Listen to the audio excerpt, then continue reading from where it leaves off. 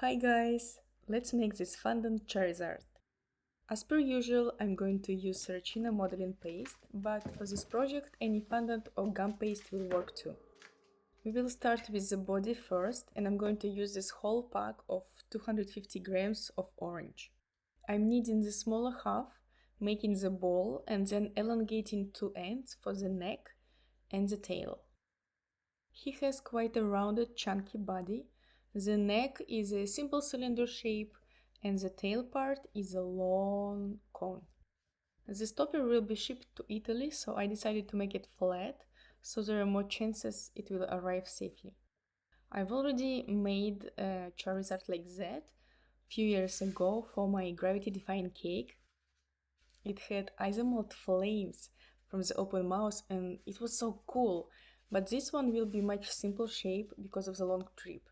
So here I position the tail so the flames from the tail will be looking to the top, which is make more sense.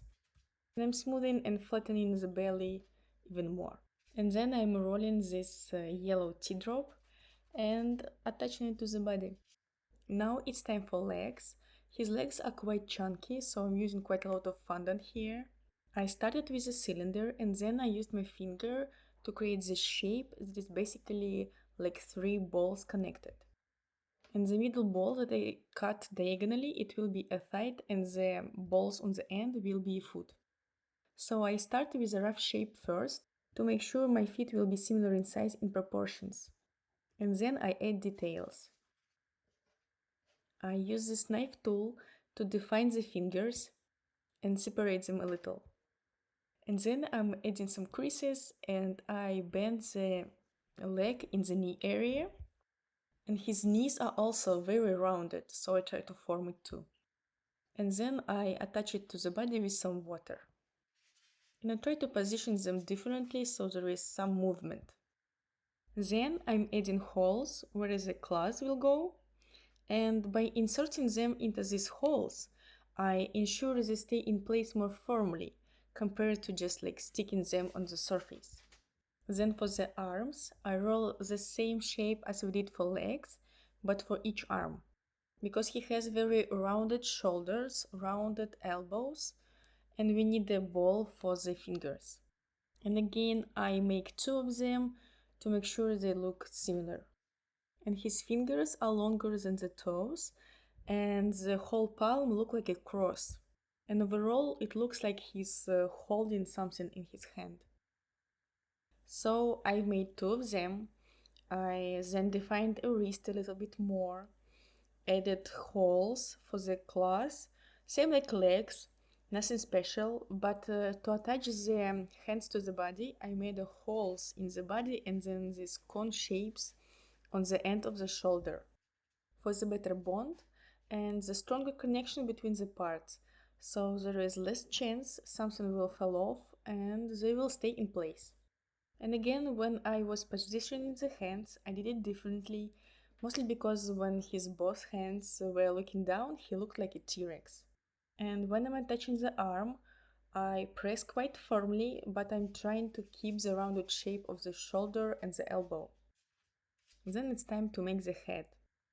First, I'm cutting off a little piece of the neck, and to sculpt the head, I'm starting with the cylinder, making the nose part a little thinner and more flat on the front. Then I mark with my fingers where the eyes will be, and then basically I'm using my instruments to define the brow ridges, because he's very angry and his eyebrows are very pronounced. But first I pull these horn shapes out of the back of his head. And then again I'm making the middle line more deep, I'm making the eye sockets more deep, I push the eyebrows even more. And when I'm happy enough with the shape, I'm adding the eyeballs. And then I'm using my Dresden tool to define the mouth. It's a V shape in the front and then it goes down, up and then down again. So I mark it with thin line first and then I deepen it. I decided not to make an open mouth for this Charizard because I needed to be more sturdy, but definitely the open mouth will add more character for sure. Then I'm attaching the head to the body using the toothpick and the water, and I forgot the pupils, so he actually has only one. Then I mixed some yellow, orange and red and twisted it to create the flames for his tail. And I made one extra just in case. And because my body is very solid right now, I'm using a toothpick again to attach it. Finally, the fun part, the wings. And wings are basically the main reason why I decided to make him flat. Because if he will be standing, the wings will be looking in different directions and it will be really hard to ship him. So again, I roll this teardrop and I try to roll only the bottom part. So it's like chunky on the top and very thin on the bottom. And then with my fingers, I sculpt these joints and pull this horn type thing or like a finger that he has. And I'm trying to keep the overall wing shape the same. And then I use my Dresden tool to mark where the blue part of the wing, the sail, will be. I just gently press with this tool and it will help me later to make the shape of the sail. And then I made a second wing. And I didn't use a template, but I tried to keep them very similar. Next, I rolled a very thin blue teardrop. It should be just a little bigger than our wing because we will cut it. So I touch it with the water and try to move all the air bubbles. And then with the X-Acto knife, I cut the excess using this line that we made as a guide. I smooth the cut with my Dresden tool. And then I mark the bones and I bend a wing a little so it's not just like laying flat. And then I cut the bottom edge, these 3 segments. And then using the ball tool, I make it more thin. Same like with the petals.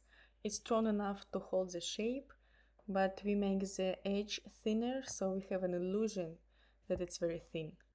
I tried on my Charizard and it looks fine, so I'm making another one, same steps. And then I'm using my first wing as a template to make a second one. I mark the bones, I cut the bottom and smooth it. And here we go, we have our Charizard and I hope it will arrive safely and bring joy to the birthday boy.